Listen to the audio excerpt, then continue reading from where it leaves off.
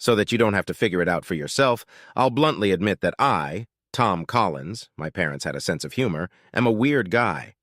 Perhaps the strangest aspect of my life is that I am a jack of all trades and good at almost nothing. For example, I got really into Houdini magic, like freeing myself from handcuffs, straitjackets, holding my breath underwater, etc. I was pretty good at it, and as a teenager I even gave a few performances, until I nearly drowned, which stopped me. I trained to become an MMA fighter and won 3 fights against low-level opponents, honing in on a few select holds, kicks, and punches. Then I faced a mid-level fighter, but it didn't work out and I quit MMA. I did row-gaining, long-distance cross-country orienteering, which involves both route planning and navigation, and participated in several competitions. I performed well in regular competitions, but when I fell off a cliff, fortunately without serious injury during a higher-level competition, I gave that up too. I developed a fascination with pistols. When I was 18, I acquired 3 guns through not entirely legal means, went to a shooting range, and actually got pretty good with all 3, as well as a few other shooters at the range. My dad, he's a prosecutor, found out about the 3 guns, confiscated them, and turned them over to the police as part of a no-questions-asked surrender program. Fortunately, my academic life was a little different from the activities described above. Although I dropped out of French after 2 years of high school and avoided social studies courses as best I could, I was actually stellar in math and science. I studied those courses diligently without interruption and ended up graduating with honors from a good engineering school. I never had a problem getting dates with attractive women. However, my personal life was messed up not because I left, but because I was dumped. A month before graduation, I was unceremoniously dumped by my longtime college friend Brittany. I don't even know if it was because of another guy, because she never explained it to me. She basically told me, life isn't fair, get over it. At least she did it in person and not via text. It really hurt because I was convinced she was the love of my life, and I, apparently naively, thought she felt the same way. My future wife Melissa and I were both on the rebound when we met shortly after graduating from college the same year. Although Melissa wasn't completely honest about her situation, from what she told me, her scenario was similar to mine. She thought Peter was the love of her life, but a few days before graduation she was told, though apparently he took it more nicely than Brittany did, that he was moving to Europe for work and not inviting her along because there was no hope of a long-term relationship. The 2 resentful puppies that Melissa and I were when we met were obviously desperate to salvage our egos and dreams. We thought our instant connection was true love, not something transient that would eventually make us both wonder if we were settling down instead of satisfying our romantic aspirations. There was a lot about her during our courtship that I didn't like, and I'm sure she didn't like the least about me. But I was able to justify or rationalize it in my mind because I so desperately wanted our relationship to work out. Sex with Melissa was good, though not on the same level as with Brittany, but I tried hard. It wasn't until 4 years after we were married, when I sought out psychologist Susan Fields, that she set things straight and gave me, too late, the advice I should have gotten after Brittany, but before Melissa. Tom, the ability to compromise is a sign of a good relationship. However, if you justify or rationalize many things about the person you're in a relationship with, which was exactly my situation, especially suboptimal sex, then you're settling for something that won't last long. Or, even if it lasts longer than expected, you will never be happy. Many people fear that they'll end up alone, so they stay with someone they don't trust. Don't make excuses. Walk away and find someone who doesn't require you to explain yourself. It's not that Melissa and I were nasty to each other or treated each other badly, except for a few months after we met, but before we were married, there just wasn't any spark between us. Even after 5 years together, we only had 3 serious arguments, all about the same thing. The arguments that Melissa and I had were about the attention given to other people, Harmon Major in Melissa's case, Colleen Fleming in my case. Our first fight occurred when I thought that not only was Harmon giving Melissa too much attention, but that she seemed to be taking that attention. After a fierce confrontation, we calmed down, and after a couple of subsequent confrontations between Melissa and Harmon that weren't as unpleasant for me, we seemed to be back to normal. The second altercation occurred when Melissa said the same things about me and Colleen that I thought about her and Harmon. Again, we calmed down after a few days, and after the next few encounters between me and Colleen weren't as unpleasant for Melissa, things were fine. The third argument was a repeat of the first two when we both expressed concern at the same time, me about Harmon and her about Colleen. We resolved the issue more quickly and with more enthusiasm than the first two. There was one major difference between the way I looked at Harmon and the way Melissa looked at Colleen. I thought Harmon was a total jerk and had no way of understanding how any woman could like him because he was large, belligerent, and unassuming from a male perspective, but several women I knew seemed to like his looks, whereas Melissa liked Colleen. I was just struck by her attractive looks. Did I mention Colleen was a hottie? The third argument happened over 6 months ago, before my story even started. Melissa worked as the head computer librarian at a small private college in our town. She almost never traveled for business. I worked as an energy resources engineer. I had knowledge of oil, natural gas, coal, peat, wind, solar, tidal, hydro, and geothermal energy, although I was not an expert in any of the fields. I conducted an initial assessment for my employer, Enerzit, a large international corporation.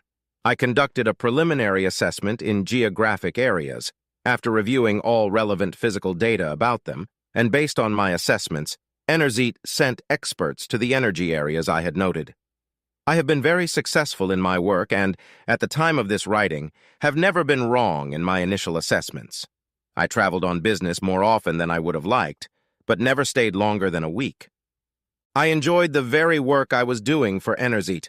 Much less enjoyable was having to deal with the problematic and competitive personalities of some of my co-workers. Harmon Major also worked for Enerzit, but in accounting, so at least I didn't usually have to deal with that asshole at work. There were plenty of other assholes, though. Perhaps the biggest asshole was Eric Magnum, who would probably run over his grandmother to advance his career, and unfortunately, I occasionally had to interact with Eric. I was sent to do an assessment in Mindanao, the second largest island in the Philippines, which was about 94,630 square kilometers. Unfortunately, at the time, asshole Magnum was conducting operations in the Far East. I researched not only the usual physical aspects of the area, such as topography, satellite photos, wind speed, ocean currents, river flow, average temperatures, and average solar insolation, but also the political climate. I was very concerned about the fact that Islamic terrorists, known as Abu Sayyaf, known to kidnap people from the West, were operating in the area. Eric assured me that there would be no problem with them, as they had not been active in the area I was traveling to for some time, and that he would hire private security to escort me. Although I was apprehensive, I went with them, primarily because I had to. The private guards hired by Eric struck me as somewhat unreliable. The commander of the 6-man group, however, spoke decent English and seemed professional, even though his men were motley. The commander had the unusual name Alab al-Balorio, and he told me that he lived in Davao, the largest city in Mindanao. I'd only been doing my assessments for about 48 hours when the disaster occurred. As I was measuring solar insolation, we were approached by a group of half a dozen rough-looking guys with AK-47 assault rifles, 2 of whom belonged to a rare breed of Filipino men. They had beards. The bearded leader and Alab were talking. I didn't understand the language, but I made out the word Magnum, which was uttered several times. The leaders exchanged handshakes, and my bodyguards simply left, taking my gear. In poor English, the uninvited guests introduced themselves as Abu Sayyaf, and, as if I hadn't already realized it, said I was their hostage. I walked with my captors through the rainforest for about 6 hours with only a few breaks before we came to an area with a ramshackle house and a couple of outbuildings. I was placed in one of the outbuildings and shackled. Fortunately, my captors were not the smartest people in the world, and their search was unsuccessful. They confiscated my wallet and cell phone, but they didn't find the mini tool bag I kept in my left sock, which contained small tools needed to adjust and repair the sophisticated solar insolation measurement equipment I was using. I realized that I could be killed at any moment and that I would likely fare poorly and gradually lose my strength, so I planned to gather information over the next couple of days to try and remove the shackles with the tools from my mini bag using my skills as a teenage mage. My plan was accelerated when around midnight on my first night in captivity, 3 terrorists opened the door of the hut, pushed a woman inside, and shackled her a few meters away from me. As soon as they left, I struck up a conversation with the woman. I couldn't get a good look at her in the meager light in which terrorists usually entered the cabin, but she was tall, blonde, and obviously a Westerner. "I'm Tom Collins, and what's your name?" was my brilliant opening sentence as soon as the terrorists left. "Monique, do you speak English?" was her reply, followed by, "How do you feel about talking about love?" which was about as close as I remembered from high school French to being asked if I spoke French. Her English was about as bad as my French, but thanks to the odd combination of the 2 languages, we could actually communicate well enough to understand each other. She was originally from rural France, but she had been discovered by a Parisian talent agent and had been modeling, not in fashion, as she was too sensual for that, but in cars, yachts, and just about everything else but clothes, in Paris for a few months. Her modeling career was not successful, but she was rediscovered by a Saudi sheikh, and in retrospect, she foolishly fell in love with him and married him. After the marriage, his true penchant for control became apparent, and she tried to dissolve the marriage by fleeing to several different countries, eventually the Philippines. She was convinced that her husband had tracked her down and was responsible for her capture by Abu Sayyaf. We sympathized with each other for about an hour and then fell asleep. I didn't tell her that I could free myself from our shackles, but I told her that I thought we could escape. When I woke up and saw light streaming into our cabin, Monique was already awake. It was the first time I got a proper look at her. Damn it! She was an even more attractive version of Colleen Fleming, the woman my wife was jealous of and for whom I had repressed a passion within me. When we had slept for about an hour, 2 terrorists entered our hut and treated us to a modest breakfast of a small amount of rice with a small amount of overripe mango. The second terrorist was new to me, and I didn't like the way he looked at Monique, and she liked it even less. After we ate, I told Monique that we needed to leave as soon as possible. I opened my leg irons and was about to release her when we heard a noise. The disgusting-looking terrorist had returned, and it was obvious he had devious plans for Monique as he picked her up. It was game time. As the terrorist was walking out the door, pushing Monique in front of him from whom he had removed the leg irons, I jumped up and threw the chain from my handcuffs around his neck like a boa constrictor. I was much bigger and stronger than he was, and by the time he decided to grab his gun rather than try to rip the chain off his neck, it was too late. I shook him to make sure he was dead, and then gestured for Monique to come back to the cabin. We found the shackle key in his pocket, which made it easier for us to remove the handcuffs. We took out a few Philippine pesos and his gun from his pockets, as well as a knife in a sheath on his belt. I examined the gun and made sure it was familiar to me. It was an M1911 pistol, usually issued to soldiers in the Philippines who have pistols, and probably taken from a dead soldier. Although I had never owned a pistol, I had used the M1911 pistol at a shooting range I frequented when I was 18 years old. I put the grip and thumb safeties in the active position, told Monique we had to deal with the terrorists in the dilapidated house since we had no chance of escaping them if they quickly realized we had escaped, and she followed me. Fortunately, there were only 4 terrorists in the dilapidated house, and all in one room. The rest were in the woods, probably trying to kidnap others or lure the soldiers into an ambush. I caught them off guard and shot them all with my stolen M1911 before they could fire their weapons. Monique and I searched through all their belongings. We found 2 old but perfectly usable backpacks, American dollars, pesos, and credit cards, which they confiscated from Monique and me. Our passports, the water filter bottle they had taken from Monique, a compass, something that looked like food rations, a couple of dirty but sturdy blankets, and 5 guns. I disabled the AK-47 as best I could, as well as one of the pistols because I wasn't familiar with it and didn't know if I could handle it properly. I inserted small sticks into the barrel of each machine gun and then poured some dirt into the barrel. I left the free ends of the barrels clean, hoping the terrorists wouldn't see what I had done. Fire the guns and they would be killed or wounded. Fortunately, the other four guns I found were M1911S and had plenty of ammo for them. We couldn't find our cell phones. I gave Monique the lighter backpack, one of the M1911 pistols, with which I gave her a short training course, and a knife, while I took the heavier backpack with 3 M1911 pistols and lots of ammo, and slipped the last pistol behind my belt. After that, we hit the road. The largest city, Davao, was in the south, and the remaining terrorists were expected to head there, so we headed north, deep into the rainforest. We really couldn't trust the local population, as we had no idea who Abu Sayyaf's sympathizers were or if there would be any reward for us, so we planned to lay low for a while. Besides, Monique was scared to death that her husband had connections, and now he could kill her on the spot if we ran into the wrong person. When we stopped for lunch on the first day and both took a swim in a nearby creek, it was the first time I really got a good look at Monique. I used to think she was an enlarged copy of Colleen, but she didn't hesitate to take a nude bath. So now I got a really good look at her.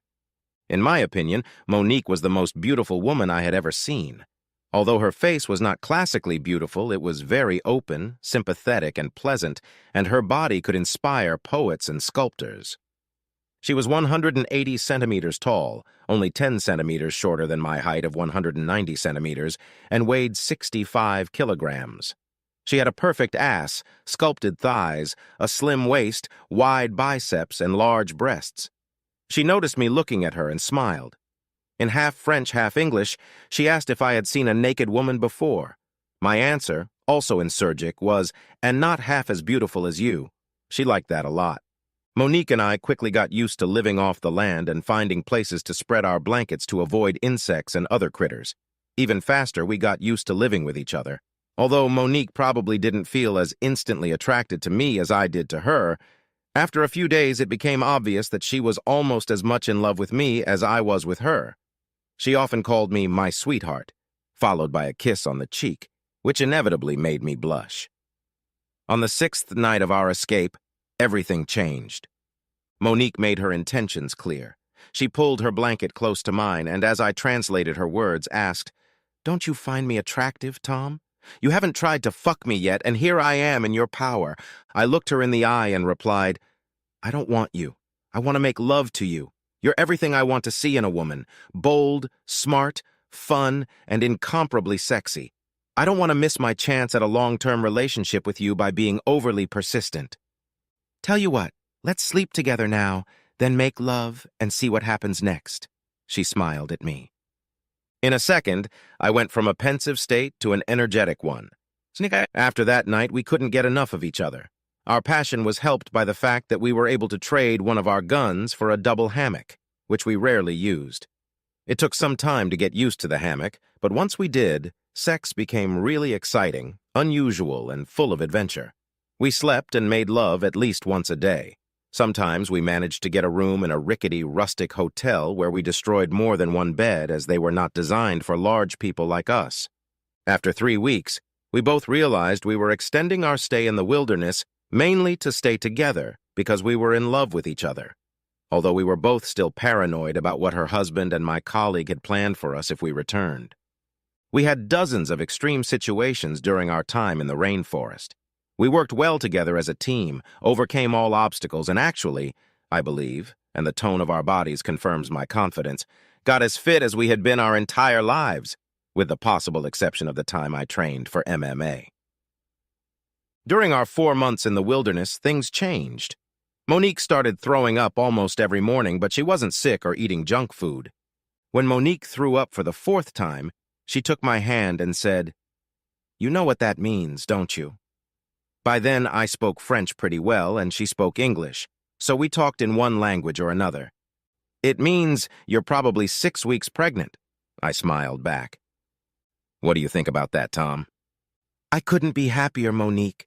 I'm determined to live the rest of my life with you, and the thought of us having children makes my toes tingle with happiness." With Monique pregnant, it was time to return to civilization and to find out the details of how and why we had both been handed over to Abu Sayyaf. The first stop in these endeavors was to find a decent hotel in Davao, contact the embassies of England and France. eventually contacting my parents and Monica's parents and finding Alba Albalorio. After stealing a car, we drove from the rainforest to Davao, bought groceries and cell phones at the store using my credit card, the first time since we'd escaped, and took a long, hot shower together. I shaved off my facial vegetation for the first time in months and shaved Monique's legs and armpits. Once we were both almost hair-free, we made love all night on the comfortable hotel bed. After a full day of rest after our sleepless night, I went to meet with a private investigator from England while Monique scoured the internet trying to find out where her husband, with whom she was living separately, might be and what he was doing, as well as any other information about both of us.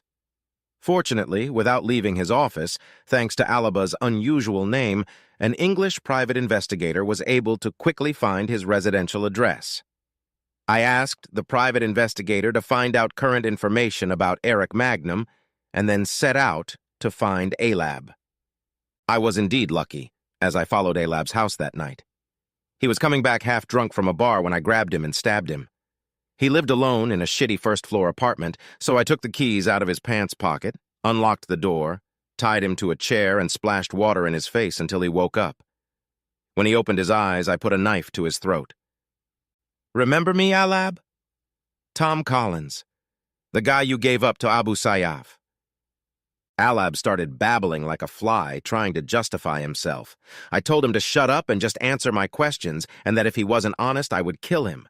Since only his head and shoulders were in view of my cell phone camera, I videotaped it and started interrogating him. He was scared to death and very outgoing. I got all the information I needed from the interrogation, as well as from emails and text messages saved on his phone, which I transferred to mine, and from a document in his possession, which was an affidavit he had signed 2 months earlier, claiming that I was swimming in the ocean on the day he actually handed me over to Abu Sayyaf. He witnessed me being dragged underwater by a sea crocodile, and he never saw me again.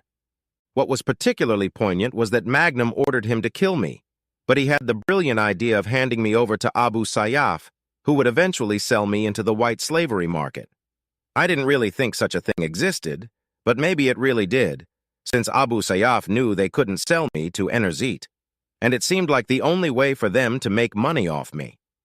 Once I had gotten all the information I needed from Alab, the question of what to do with him came up. Since he had unwittingly saved my life, I didn't want to just kill him. It was for this purpose that I bought some sleeping pills at the drugstore and found some anti-Duterte literature on the internet. I drugged Alab, stuffed his pockets with anti-Duterte literature, and a small amount of a potent substance that looked like cocaine to me. I dumped him in front of the police station. When I got back to the hotel, I excitedly told Monica what I had discovered, and she responded in kind. She had found many newspaper clippings describing the deaths we had both suffered. Fortunately, we hadn't contacted our parents yet. We had to approach them with caution. She had also learned that her husband had disappeared from sight. We weren't sure what to do about it. The next day, we bought first-class airplane tickets. Our passports were still valid, even though we were presumed dead, and called both sets of parents. Apparently, Monique's mother had passed out while on the phone, but her father was nearby and was able to help her and talk to Monique. I dialed my father's work phone number. Although he was shocked but happy, thankfully he didn't pass out and said he would make sure to inform my mother. I asked him to wire some cash for me to a local bank, and within an hour he had transferred $8,000 to the bank account I had specified. The reason we were flying to Los Angeles was because Eric Magnum had been transferred there. While Monique stayed at the hotel planning the rest of our trip, I visited Magnum after hours in his office. My Enerzit ID was still working at the night security guard behind the counter in the lobby. I wasn't as nice to Eric as I had been to Alab. I broke his nose and left cheekbone with my right elbow, and after he fell to the floor, I crushed his balls. He wasn't unconscious, but I wish he had been. I told him all I knew and explained what he was going to do about it. In my presence and on speakerphone, Eric called the CEO of Enerzit on the CEO's personal cell phone, which is strictly forbidden except in emergencies, although I certainly thought my problem was just that. He admitted to the CEO that the security officers he had hired to protect me were actually supposed to kill me, and emailed the CEO documents confirming his actions and pointing to Harman Mahor as his accomplice. The CEO that same evening asked him to email his resignation letter. The CEO was going to call Harmon immediately and fire him, but I asked him to wait 3 or 4 days because I had some other things to do, and the CEO agreed. Harmon apparently planned this whole scenario by bribing Magnum and making him believe, using forged documents, that I was going to replace him in the Enerzite hierarchy. Harmon's obvious motive was to get Melissa. I had plans for Harmon. As soon as Eric's resignation letter was sent, I tied him to a chair with electrical wires, attached a hook-me-up sign to his desk recorder. I had already recorded the conversation with the CEO myself on my cell phone. I called the local FBI office and informed them that he was dealing with terrorists and kidnapping. I waited right in front of the office building for the few minutes it took for 4 FBI agents to enter the building and then left. Early the next morning, Monique and I left the hotel, renting a car to go to Las Vegas. From Vegas, we flew east to my hometown. I called ahead of time to make Monique's appointment with the OB-GYN. When I got back to my hometown, I rented a car, we checked into the hotel, and I took a cab to take Monique to her doctor's appointment. I headed to my former home. There was a car in the driveway that I recognized as Harmon's car, and a smile appeared on my lips. The front door was locked, but I pulled a key from our usual hiding place and entered the house. Melissa saw me and fainted. Fortunately, I was close enough to pick her up and lay her gently on the living room rug. And then my fondest hopes came true. Harmon entered the living room from the kitchen. Harmon is larger than me and perhaps even stronger, but I had 3 advantages: surprise, anger bordering on controlled rage, and my MMA skills, which I had continued to practice over the years and never lost. Harmon lay unconscious on the ground less than a minute later, at which point I did my best to smash his balls by kicking him with my leather boots with pointed toes. Once I was done with Harmon, I gently woke Melissa up. She went through a period of anguish, tears, sighs, and expressions of disbelief before she pulled herself together. Finally, she was able to ask questions. "I can't believe you're alive, Tom. I've seen affidavits from several people in the Philippines who swear you were eaten by a crocodile. There's a trial being finalized right now where you'll be officially declared dead. How did you survive?" "Unfortunately, you and I are both victims of that asshole Harmon," I grinned. "What?" she exclaimed, covering her mouth with her hand. When a look of horror appeared on her face, I explained to her how Harmon had conspired with Magnum to kill me, though the alleged killer had instead handed me over to Abu Sayyaf. She began nervously twirling the ring on the ring finger of her left hand. I noticed it. It was not the wedding ring I had given her when we got engaged almost 6 years ago, nor was my ring on her. The ring combined with the expression on her face caught me off guard. "What kind of ring is that?" I asked, trying to be as non-confrontational as possible. After much sobbing, Melissa finally answered me. "I thought you were dead. Harmon and I are engaged. It took Melissa 3 tries before I could make out what she said next through her tears.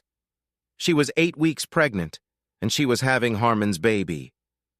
Looking back, I always wondered what my reaction would have been if I hadn't been in love with Monique and if she probably, I'll find out after today's visit to her doctor, wasn't 8 weeks pregnant with my baby either. However, since that was the situation, I was able to remain calm and contemplative. I assured Melissa that everything would work out, although I had no reason to be as sure of that as I put it. I then made sure she was comfortable and called the FBI. 3 agents arrived at my house within the next 45 minutes. I explained how Harmon had ordered my kidnapping to eventually kill and steal my wife, how he attacked me when I got home and I defended myself, how he consorted with terrorists, and how he was a threat to national security. I emailed the lead agent all the information I had. While I was talking to the FBI agents, Monique called. She was in high spirits. The appointment had gone very well. She was 8 weeks pregnant. All of her and the baby's vital signs were normal. I told her to take a cab to the local FBI office and meet me there as the agents wanted a full report. As I walked out of my house and poor Melissa waved me goodbye, 2 EMTs and a couple of local cops were carrying Harmon away on a stretcher. I wasn't sure how things would work out, but one thing I knew for sure was that I was going to spend the rest of the days of the rest of our lives with Monique. Monique and I spent most of the next 3 days at the local FBI office, but we spent our nights alternately making love in a nearby hotel with an FBI guard standing outside our door. I hope he wasn't listening too closely to her screams and my grunts. I also spent some time on the phone from the FBI office with the CEO of Everzeet and negotiating my financial well-being while Monique was visited by other government officials who we were both convinced were from the CIA, although they never openly identified themselves as such. Many interesting facts came to light. Harmon had arranged with Everzeet to pay Melissa $500,000 on a life insurance policy provided by the company, even though I had not yet been officially declared dead. The independent insurance company on my $1.5 million policy refused to pay the claim until a court decision, which now, of course, will never take place. Although Melissa was in no way implicated in Harmon's machinations, she felt a tremendous sense of guilt that led her to admit that she had had an affair with Harmon 2 months before my abduction. The CIA was very interested in what Monique could reveal about her husband, his associates, and his business. Apparently, what Monique and almost everyone else outside the U.S. and allied governments didn't know, her husband Ashar was suspected of having terrorist ties, and apparently the information Monique had helped the CIA identify them. By the time our 3 days of interrogations were over, we were convinced that Ashar was on a terrorism watch list and would never be allowed to enter the U.S. without arrest. Everzeet was willing to fully compensate me, approximately $2 million, for my suffering without any legal action. In fact, a promotion was available to me, with much less travel, if I chose to return, which I could do at any time over the next 6 months. I also got them to agree to leave Melissa $500,000, even though it would have been part of our divorce agreement. I was honest with Melissa about Monique and even arranged for them to meet. I was as kind as I could be in letting her know that she and I were divorcing. It was no surprise to her. She knew we couldn't stay married since she would be carrying Harmon's baby. Monique and I hired a cool international family law attorney who, with generous compensation, was able to get Monique's divorce from Ashar around the same time that my divorce from Melissa was final, and before our little girl was born. Monique and I also married as soon as the divorce was finalized in the presence of both parents, and again before the birth of our baby girl, whom we eventually named Colette. Magnum and Harmon both ended up in federal prison, receiving sentences ranging from 22 to 30 years in prison. Melissa gave the boy she had with Harmon up for adoption. It had been 8 years since Monique and I had gotten married. The CIA has expedited Monique's application for citizenship because they want her around to testify if they ever get her ex-husband to stand trial in the U.S. We have a second daughter, Amelie. Both daughters are tall for their age, speak French, better than me, and English, better than Monique, and are a source of light in our lives. I have my own consulting firm. I am happy in business and very content with my family life. Monique teaches French part-time as a volunteer at the elementary school where our children attend, and does other charitable work in the community when the children are in school. Right now, I am experiencing something opposite of settling in my marriage. I guess you could call it a mixture of contentment and ecstasy. I am no longer in touch with Melissa, but I have heard rumors that she got married a few years ago, and I hope it is time for her to settle down as well.